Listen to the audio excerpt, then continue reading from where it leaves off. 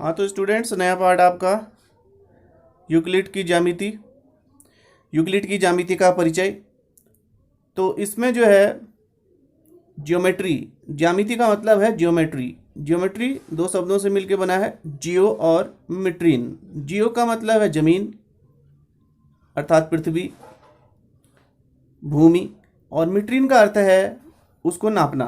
तो जमीन को नापने के लिए ज्योमेट्री शब्द का प्रयोग शुरुआत में किया गया होगा। तो शुरुआत में मिस्र के लोग नील नदी के किनारे खेती करते थे, तो वहाँ पर बाढ़ आती थी और बाढ़ से उनकी जो परिसीमाएं हैं खेतों की वो बह जाती थी। दोबारा उनको परिसीमाएं बनानी पड़ती थी, तो फिर नापना पड़ता था ज़मीन को, तो वहाँ पर प्रयोग किया जाता था। तो ज्योमेट्री वहाँ पर सबसे पहले प्रयोग किया गया ज्योमेट्री शब्द का। उसके बाद मिस्र में पिरामिडों का निर्माण हुआ, अन्न भंडारों का निर्माण हुआ। तो इसका मतलब है कि मिस्र के लोग जो है जानते थे आयतन निकालना, क्षेत्रफल निकालना, तभी वो अन्न भंडारों और पिरामिडों का निर्माण कर पाए। और उसके बाद इसमें थेल्स एक महान गणितज्ञ हुए ज्योमेट्री में।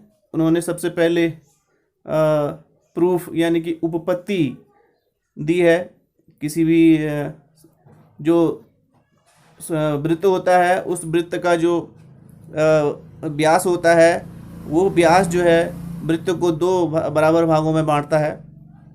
तो ये सबसे पहले थेल्स ने प्रूफ दिया। थेल्स के बाद पाइथागोरस ने ज्योमेट्री के सिद्धांतों को प्रतिपादित किया। पाइथागोरस की थ्योरम आप जानते हैं, कर्ण का वर्ग बराबर लंब का वर्ग धन आधार का वर्ग। तो इसका मतलब है कि उस समय तक बहुत सारी ज्योमेट्री के बारे में जानकारी इकट्ठी हो गई थी। तो इनको ये ज्योमेट्री जो थी वो अलग अलग जगह पर थी, तो इनको इकट्ठा करने का काम किया यूक्लिड ने, और उन्होंने एक किताब लिखी। और ज्योमेट्री के सारे सिद्धांत जब तक जितने भी उस समय तक थे उन सबको व्यवस्थित रूप से एलिमेंट्स नामक पुस्तक में उस समय तक जितनी भी ज्योमेट्री पर आधारित जितने भी जानकारी थी उसे इकट्ठा किया।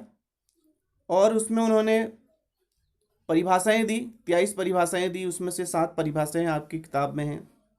अभिगृहित दिए, अभिधारणाएं दी। तो 3 चीज़ें आपके मुख्य रूप से 3 चीज़ें आपके किताब में हैं आपके लिए। एक तो परिभाषाएं, दूसरा अभिगृहित, तीसरा अभिधारणाएं। तो परिभाषाएं 7 परिभाषाएं हैं। उसके बाद कुछ कल्पनाएं हैं जो ओबियस जो होती हैं, जो सर्वव्यापी सत्य हैं, उनको 2 भागों में उन्होंने बांटा, अभिगृहित और अभिधारणाओं में। तो फिर यूक्लिड ने अपनी किताब में कुछ परिभाषाएं दी हैं जो आपकी किताब में भी हैं। एक बिंदु वह है जिसका कोई भाग नहीं होता। एक रेखा चौड़ाई रहित लंबाई है। एक रेखा के सिरे बिंदु होते हैं। एक सीधी रेखा ऐसी रेखा है जो स्वयं पर बिंदुओं के साथ सपाट रूप से स्थित होती है।